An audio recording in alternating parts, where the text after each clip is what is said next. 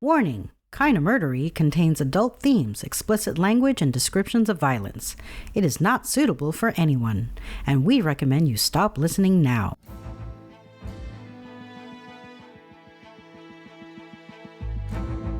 Hello everyone, and welcome to Kinda Murdery, a true crime podcast that's mostly about murder, and always about the strange and compelling stories that arise when the path less traveled twists to darkness, and those who walk its shadows surrender to violence and corruption.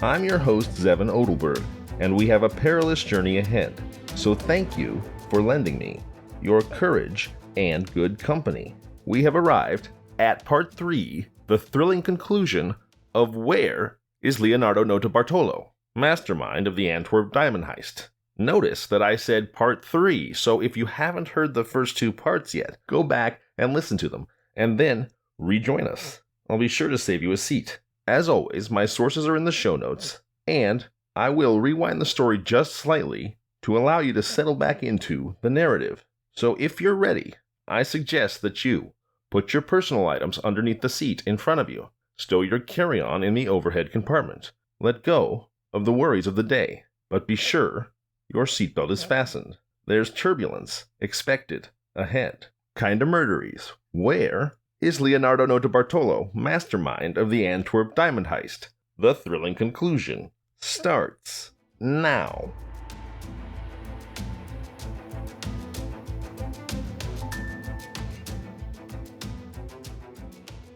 Since they'd memorized the layout of the vault and the replica, they worked in the dark, turning on their flashlights only for split seconds, enough to position the drill over the next box. But in those muffled flashes, they could glimpse their duffel bags overflowing with gold bars, millions in Israeli, Swiss, American, European, and British currency, and leather satchels that contained the mother lode, rough and polished diamonds. They resisted the urge to examine their haul. They were running out of time. By 5:30 a.m., they'd opened 109 boxes. A tamped-down giddiness pervaded the dark vault, but they had to stop. The streets would fill with people soon, and they needed to transfer their bags into Notarbartolo's car.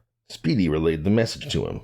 They were coming out. It took almost an hour for the team to haul the bags up the stairs past the infrared sensor, then lower the loot down the ladder and gather in the hallway of the decrepit office building. Notarbartolo idled at the curb while on the phone with Speedy. A bus came and went, and then the street was empty. "Now!" he hissed. In the pre-dawn half-light, the four men raced out of the building.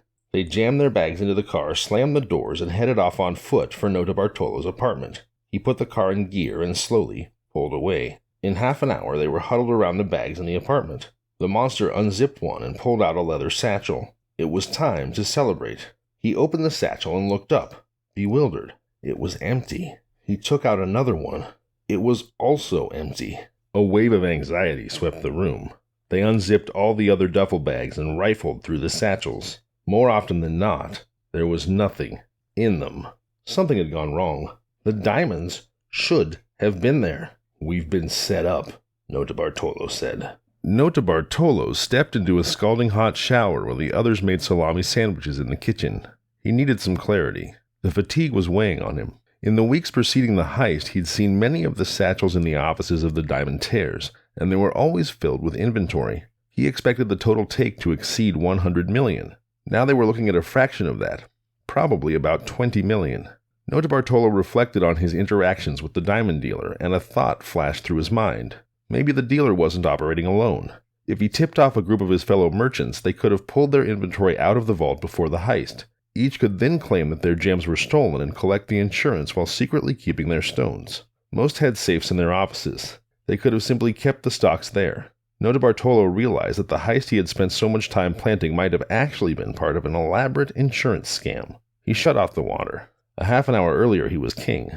Now he felt like a pawn. Speedy and Notarbartolo were on the E19 heading out of Antwerp. It was 6 o'clock on Sunday evening. Notarbartolo settled for the 10-hour drive back to Turin. The garbage bag filled with incriminating evidence sat in the back seat. Notarbartolo planned to stop in France and burn it, leaving no trace of the crime. But Speedy was having trouble. His face was ashen, and his eyes darted madly at the cars around them. Finally, after only 20 minutes on the road, he snapped. "I can't do the drive," he said. The guy was melting down. Notarbartolo told him to take it easy. He'd drop him at the train station in Brussels if that's what he wanted. It might actually be nicer to do this trip without his friend driving him crazy. You can't take the garbage into Brussels, Speedy stammered. The city was crawling with cops.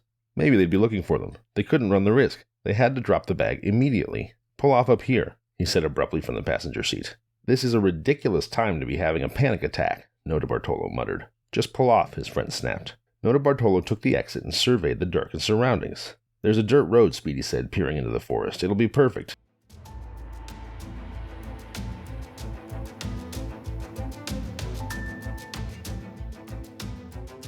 August Van Camp likes weasels. The 59-year-old retired Belgian grocer had two. He called them Mickey and Minnie, and he enjoyed sending them down holes in the forest. Typically, a rabbit came rocketing out the other end. It was a lot of fun. In 1998, he bought a narrow strip of forest along the E19 motorway.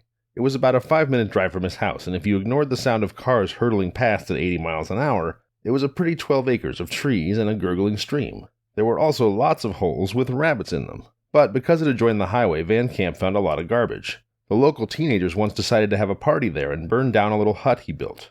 It made him fume with anger. When he found garbage, he phoned the police who'd gotten used to his calls. This is how a typical conversation went. "The kids made a mess on my land again." "Well, I'm sorry to hear that, Mr. Van Camp.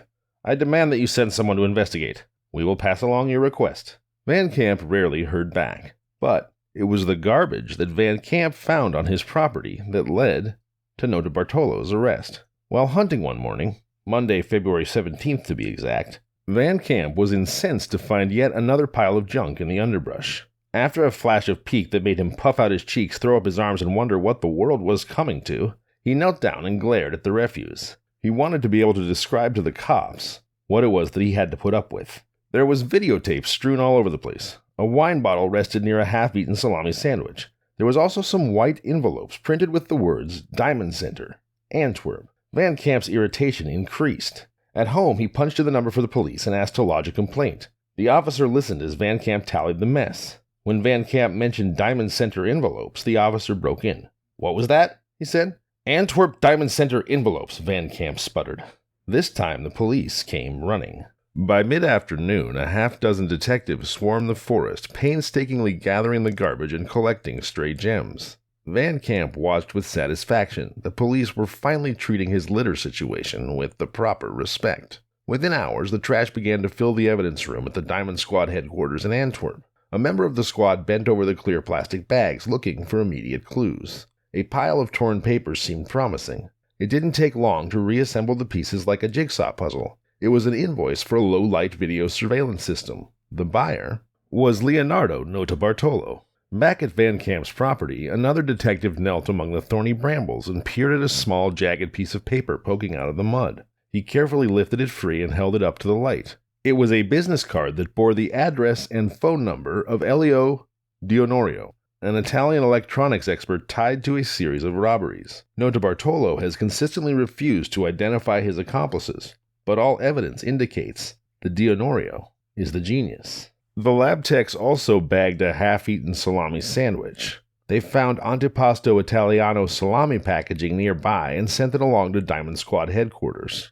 4 days later, the detectives executed a search warrant on the apartment Notarbartolo rented in Antwerp. In a cupboard, they found a receipt from a local grocery store for antipasto Italiano salami. The receipt had a timestamp. A detective drove to the grocery and asked the manager to rewind his closed-circuit television to 12:56 p.m. on Thursday, February 13th. When the video came to a halt and snapped into focus, there was an image of a tall, muscular Italian purchasing salami. His name? Ferdinando Finotto, the man most likely known as the Monster. On Monday, about 36 hours after the job was completed, the team of thieves reassembled at a bar in Adro, Italy, a small town about 50 miles northeast of Milan. They had agreed to meet the diamond dealer there and divide the loot. The dealer would get a third for financing the operation and putting the team together. The others would split the rest. They had anticipated a haul in the tens of millions each. Now they were looking at roughly $3 million per man. It was still a lot of money, but they couldn't help feeling they'd been played. Everybody had a lot of questions for the dealer. Hour after hour, he didn't arrive. Notarbartolo was already uneasy about what had happened in the forest. He knew he'd made a mistake. He should have turned around after he dropped off Speedy at the train station and gone back to burn the garbage. It was an embarrassing oversight, But what really irked him was that he'd vouched for his friend and the guy had cracked. They waited at the bar until closing, drinking espressos and then beer. The dealer never showed. On Thursday night, Notarbartolo ate dinner with his family at home outside of Turin. He tried to pretend that everything was normal. As usual, his 3-year-old granddaughter played with his cell phone and made him laugh. He momentarily forgot his worries. His biggest problem was that he needed to get back to Belgium. The rental car was due in Antwerp the next day. The plan had always been to return it and show his face at the Diamond Center. That way, if the cops were looking for tenants who'd disappeared, he wouldn't be on the list. It would also give him an opportunity to clean his apartment more thoroughly. He told his family that he'd be leaving early the next morning. His wife decided to come along. She hadn't seen much of him lately. They even had a nice dinner party with some friends from the Netherlands. The next morning, as the Notarbartolos blew through the Swiss Alps, the police surrounded their home in Italy. Acting on the surveillance system invoice discovered on Van Camp's land, the Belgian diamond detectives had asked the Italian police to search Notarbartolo's house. His 24-year-old son, Marco, was there and refused to open the front door. He frantically dialed his father's cell phone while the police smashed the door open. In Notarbartolo's jacket pocket, his phone flashed but made no sound. His grandfather had accidentally turned off the ringer the night before. Marco called his mother's phone. It was turned off. He tried his dad's phone repeatedly. It just rang and rang. Unaware, Notarbartolo sped toward Antwerp. As Notarbartolo drove back to Belgium, Pease and De Brucker wondered whether they'd ever catch the thieves. They could be anywhere by now. Brazil, Thailand, Russia. It never occurred to the detectives that one of the robbers would walk right back into the district. But that's exactly what Notarbartolo did. While one of his friends from the Netherlands waited on the street outside the Diamond Center, Notarbartolo waved at the security guard and dropped in to collect his mail. The guard knew that the police were investigating Notarbartolo and phoned the building manager, who immediately called the detectives. When the police arrived, they found Notarbartolo chatting with the building manager and began peppering him with questions. The friend took off as Notarbartolo stalled for time. He pretended to have trouble understanding French and claimed he couldn't remember the exact address of his own apartment. He just knew how to walk there. "Well, let's go then," Pease said and loaded the Italian into a car. Eventually, Notarbartolo pointed out the apartment. As the police car pulled up to the curb, Notarbartolo's wife and the friends who'd come for dinner stepped out of the building. They were loaded down with bags, and one carried a rolled-up carpet. Another minute, and they would have been gone. The police took everyone into custody. The bags contained critical evidence. The police dug out a series of prepaid SIM cards that were linked to cell phones used almost exclusively to call 3 Italians: Elio D'Onorio, a.k.a. the Genius, Ferdinando Finotto, alias the Monster, and the person most likely to be Speedy, an anxious, paranoid man named Pietro Tavano, a longtime associate of Notarbartolo's. On the night of the heist, a cell tower in the Diamond District logged the presence of all 3, plus Notarbartolo. During that time, Tavano stayed in constant contact with Notarbartolo. The day Notarbartolo was arrested, Italian police broke open the safe at his home in Turin. They found 17 polished diamonds attached to certificates that the Belgian diamond detectives traced back to the vault. More gems were vacuumed out of the rolled-up carpet from Notarbartolo's Antwerp apartment. The Belgian courts found Notarbartolo guilty of orchestrating the heist and sentenced him to 10 years. Gosh, I don't know if I'm just a medieval American or something, but 10 years for stealing 20 million worth of diamonds? I don't know, seems like kind of a light sentence to me, especially because the vast majority of the loot was never discovered. Cell phone records and the oddly precise salami sandwich evidence, the Belgian detectives persuaded French police to raid the home of Finotto's girlfriend on the French Riviera. They retrieved marked $100 bills that the detectives say belonged to one of the Diamond Center's victims. Legal proceedings dragged on, but Finotto was finally arrested in Italy in November 2007 and began serving a 5-year sentence there. When questioned by police in Italy, D'Onorio admitted that he had installed security cameras in Notarbartolo's office, but denied any involvement in the crime. Nonetheless, his DNA was found on some adhesive tape left in the vault. He was extradited to Belgium in November 2007, where he began to serve a 5-year sentence.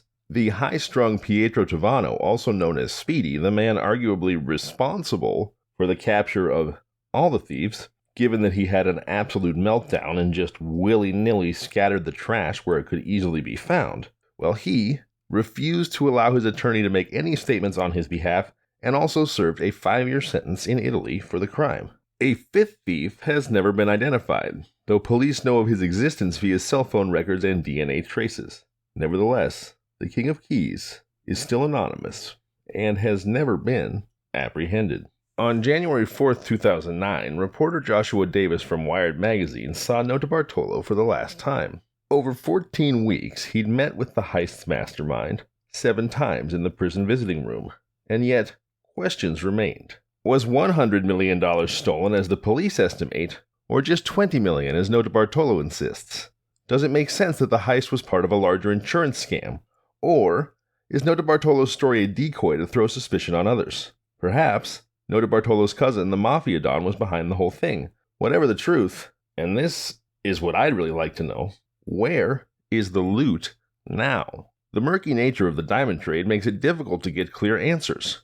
For instance, Detective DeBrucker says that 3/4 of the business is done under the table. Since there were roughly $25 million in legitimate claims at the time of the heist, he calculated that at least another $75 million in goods was stolen. That brought the total value of the heist to about $100 million. If Notarbartolo's insurance scam is correct, it went down like this. The dealers who were in on it removed their goods, both legal and illegal, from the vault before the heist and then filed claims on the legitimate gems.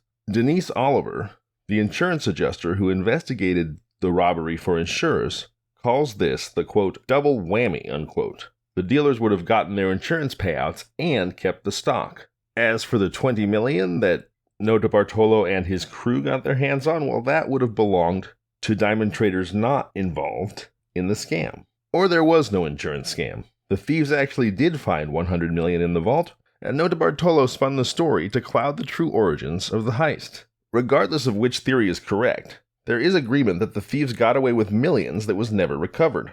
Notarbartolo refuses to talk about what happened to the goods. So that's the story of the diamond heist, right up until Leonardo Notarbartolo was initially paroled from prison in 2009. By the way, they came up with a great name for Notarbartolo and his crew, the men who carried out the Antwerp Diamond Heist. They're called La Scuola di Torino, the School of Turin. Alright, so back to Leonardo. The heist, as we discussed, took place in 2003. In 2005, he was convicted to 10 years in prison by the Belgian courts, which would have kept him in prison until 2015. However, he was paroled in 2009.